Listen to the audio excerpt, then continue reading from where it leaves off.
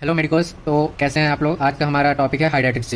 तो हाइड्रेटिस होता क्या है। तो ये होता है लार्वा फॉर्म ऑफ इकाइनोकोकस। उसमें भी इकाइनोकोकस जो मोस्टली इंसान को अफेक्ट करता है इकाइनोकोकस ग्रैनुलोसस रहता है, जो कि सिस्टिक इकाइनोकोकस में होता है। So larva form of Echinococcus is known है हाइड्रेटिस। ये फर्स्ट पॉइंट है, काफ़ी इंपॉर्टेंट है इकाइनोकोकस। सो ये जो हाइड्रेटिस रहता है वो मोस्टली जो रहता है आपका लीवर में फॉर्म होता है, लीवर में जाता है और ये ग्रो करते जाता है। तो ये है क्या। तो ये हाइड्रेटिस है fluid field bladder like structure, fluid field bladder like structure. Okay. और ये जो आपका साइज़ रहता है वो आप 15 सेंटीमीटर के जो स्केल रहते हैं उसके आधा साइज़ रहता है एवरेज साइज़। तो इसका एवरेज साइज़ रहता है अप्रॉक्सीमेटली 7 to 8 सेंटीमीटर एवरेज, लेकिन ये आपका ग्रेटर देन 30 सेंटीमीटर भी जा सकता है इन सम केसेस, क्रोनिक केसेस। अब ये हाइड्रेटिस के स्ट्रक्चर के बारे में हम लोग जानेंगे। तो इसमें स्टार्टिंग होता है cyst wall, outer most wall. तो outer most wall cyst wall रहता है, तो उसमें 3 वॉल रहते हैं, पेरीसिस्ट, एक्टोसिस्ट, एंडोसिस्ट। और ये जो आपका जो एंडोसिस्ट रहता है वो सेक्रीट करता है, ब्रूड कैप्सूल को प्रोड्यूस करता है। सो ये ब्रूड कैप्सूल हो गया जो कि आपका एंडोसिस्ट से अटैच हो गया, तो ये आपका ब्रूड कैप्सूल हो गया। ब्रूड कैप्सूल हो गया, ये भी ब्रूड कैप्सूल हो गया। ब्रूड कैप्सूल के अंदर क्या रहता है। ब्रूड कैप्सूल के अंदर रहता है आपका प्रोटोस्कॉलिक्स। प्रोटोस्कॉलिक्स जो है जो कि इसका फ्यूचर हेड है, जो बाद में ये ऑर्गेनिज्म का फ्यूचर हेड हो जाता है, हेड बन जाता है। और ऑल्सो उसके अलावा ब्रूड कैप्सूल में रहता है फ्लूइड रहता है, एक एंटीजेनिक, हाईली एंटीजेनिक फ्लूइड रहता है जिसको हाइड्रेटेड फ्लूइड कहते हैं। हाइड्रेटेड फ्लूइड सेम आपका यूरिन की जैसा रहता है, pale yellow in colour and clear in appearance, pale yellow in colour and clear in appearance, same like urine, and it is highly antigenic, highly anaphylactic and highly toxic. Okay, ये 3 point काफ़ी important है। अब sometimes क्या होता है, ये brood capsule और ये प्रोटोस्कोलिस टूट के गिर जाता है ये और एंडोसिस्ट पे जमा हो जाता है, तब उसको कहते हैं हम लोग हाइड्रेटिस सैंड, हाइड्रेटिस सैंड कहते हैं उसको। ओके।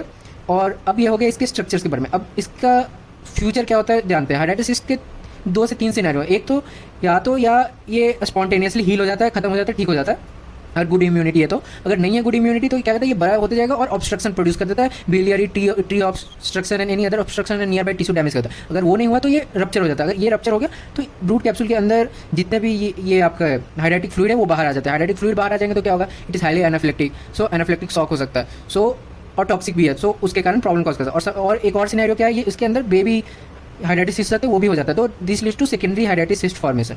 ओके।